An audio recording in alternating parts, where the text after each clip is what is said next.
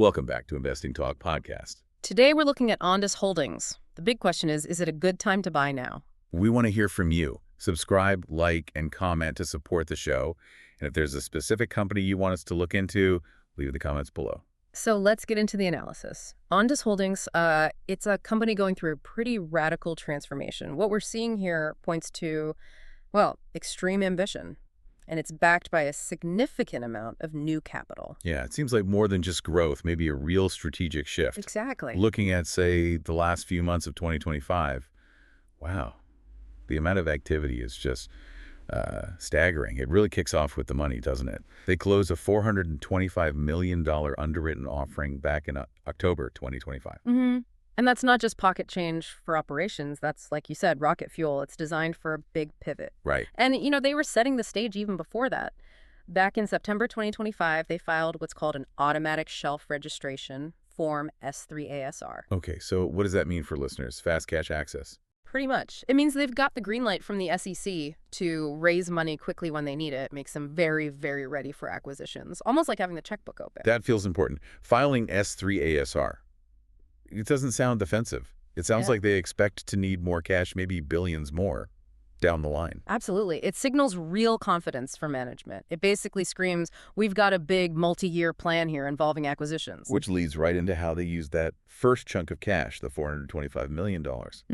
Almost immediately, they announced plans to buy a controlling stake into 4M Defense. Yep. That's the centerpiece, pushes them right into defense robotics, autonomy solutions, specifically things like landmine clearance. Hold on, though.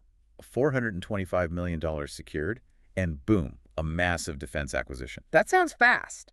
Almost like a forced pivot rather than organic growth. What are the risks there? Why jump from industrial automation straight into U.S. defense? Well, that tension, that's exactly what defines the stock right now. And it takes us right into the financials. You're right, the speed is jarring, but maybe it's a calculated risk. If you look long-term, their past growth is, frankly, incredible. The 3-year revenue growth rate.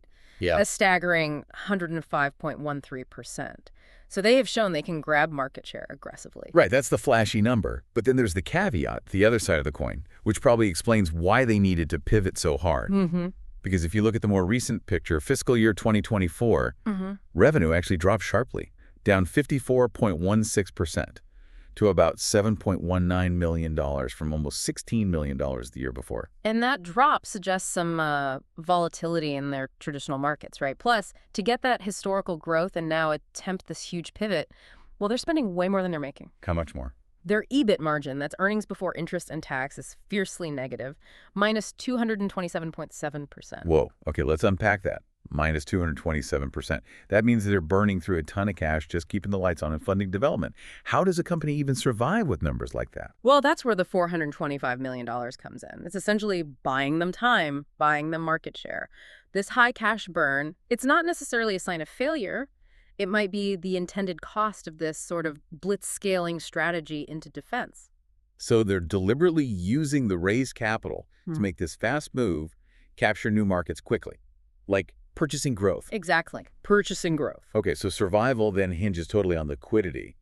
And the balance sheet does look a bit better there, thankfully. Current ratio of 2.9, quick ratio of 2.3. Yeah, that suggests they have enough liquid assets to cover immediate debts, especially after that big raise. And there's potentially another $1.5 billion if warrants get exercised. That's right. And all that cash, the $425 million plus potential warrant money, it's specifically tagged for strategic development in these acquisitions. It's meant to cover the burn while they integrate 4M and grow. And fundamentally, the product itself seems okay. The gross margin is 35.7%.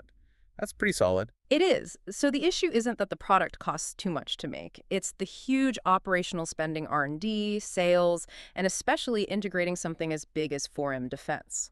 Let's talk a bit more about that core business then and how this pivot really fits. Originally, Ondas Holdings is known for the FullMax SDR platform for private wireless, right? Yeah. Their autonomous stuff, like the Optimus AI drone. Yes. And that FullMax platform uses SDR, software-defined radio. That's important because it means the radios aren't fixed function. They can be reprogrammed. Super valuable for critical industries like rail, utilities. Okay, makes sense. Yeah. The Optimus drone. High reliability AI-driven systems. But now, with 4M Defense, the application of that tech pivots hard. They're now directly working on clearing landmines and UXO.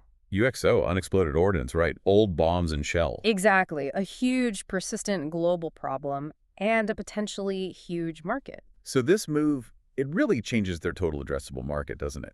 Industrial automation can be competitive, cyclical, defense, that's often more stable, higher margins, long contracts. It's like a flight to quality almost. Precisely. They're taking their autonomy know-how and aiming to become a specialized provider for the U.S. defense sector. And the partnerships they've announced back this up deals with Rift Dynamics, Namorafos. It positions them as a preferred supplier. So moving from maybe a niche industrial player towards being a core defense tech supplier. That seems to be the plan.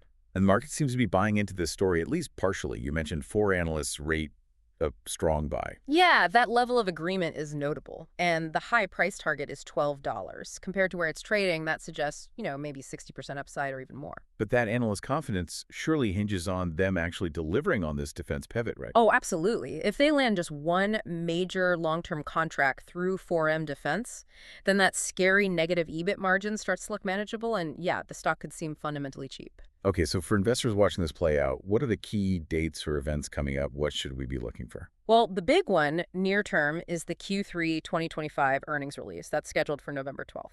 And what's the focus there? Two main things, I think. First, hard evidence of how they're deploying that $425 million. Where's the money going? Second, any initial financial contribution, even if small, from 4M Defense. And just commentary from management on how the integration is going will be crucial. Okay. And beyond earnings, anything else on the calendar? Yeah, there's a potentially significant index event, the Russell Nasdaq ETF rebalancing on December 16th. Ah, passive money flows. Because they issued more stock with the offering, their float is bigger. Exactly. So that could force big index funds to buy in or increase their stake. That can provide a nice liquidity boost. Right. So those are the known dates. What about speculation, rumors driving the price? Well, the biggest piece of chatter, understandably, is about a potential major defense contract award. Given the speed of the 4M deal, the market's kind of waiting for that big win to validate the whole strategy. Makes sense. Anything else? There's also some talk, industry chatter, about a possible strategic partnership with a major North American rail network. That would be using their original tech autonomous train stuff. Ah, so that would show their core industrial business isn't dead either. That could ease concerns about that FY24 revenue drop. Potentially, yeah. And finally, because their market cap and float are bigger now, there's speculation about maybe getting uplisted to other indexes, like the S&P Small Cap 600. Index inclusion usually brings in more institutional buyers. Okay, let's switch to the technicals and the risks. Because with this much ambition, there have got to be risks. The stock chart sounds wild, 57 cents to nearly $12 in the past year. That's a roller coaster. It absolutely is. Technically, though, right now the trend looks bullish. It's trading above both its 50-day and 200-day moving averages. So short-term momentum is positive. It suggests that, yeah. Likely buoyed by the capital raise and the defense news. Despite the volatility, the near-term wind seems to be at its back, technically speaking. But we have to talk risks. This isn't a widows and orphans stock. What's the biggest danger? Execution risk. Number one, hands down. Integrating 4M Defense successfully. That's the linchpin. If they can't land those defense contracts, or if the integration gets messy and expensive, that $425 million could vanish fast. And the inherent volatility. You mentioned the chart. Yeah, the beta is high, 2.07. For listeners, a beta over 1 means it moves more than the market over 2. It moves roughly twice as much. So if the market has a good day, Ondas could fly. If the market drops, it could drop twice as hard. Okay. Not for the faintest heart. Definitely not. That 60% upside target assumes things go well and the market cooperates. The risk is amplified swings, both up and down. It's really a leveraged bet on the management team pulling this off. And competition. Yeah. The drone space, wireless automation, it's crowded, right? Very crowded. Even with specialized tech like Fullmax SDR, they need... So let's try and wrap this up. You've got high cash burn, a massive cash infusion, a huge strategic pivot into defense, high risks, but potentially high rewards. What's the bottom line for someone considering this stock? Well, Ondas Holdings isn't really an investment in stable, predictable earnings right now. It's an investment in whether you believe this management team can execute an extremely ambitious but well-funded strategic turnaround. So it sounds like there are maybe two ways to play it. Short term, trying to trade the news around earnings or potential contracts, or long-term, betting that this defense pivot fundamentally reshapes the company over the next, say, 3 to 5 years. That sums it up pretty well. You're either riding the catalyst wave or investing in the structural shift. The core question seems to be, is this an innovative transformation taking shape, or is it a company scrambling to escape a tough spot in its original market? Based on the funding and the strategic moves, the narrative they're pushing and that analysts seem to be buying, is the former a calculated, funded shot at capturing these big defense and automation markets? Okay. Maybe the provocative thought to leave everyone with is, if they do use that S3ASR shelf registration to raise another $1 billion or so for more acquisitions, who's next? And does that mean all the Ondas eventually leaves its industrial roots behind completely?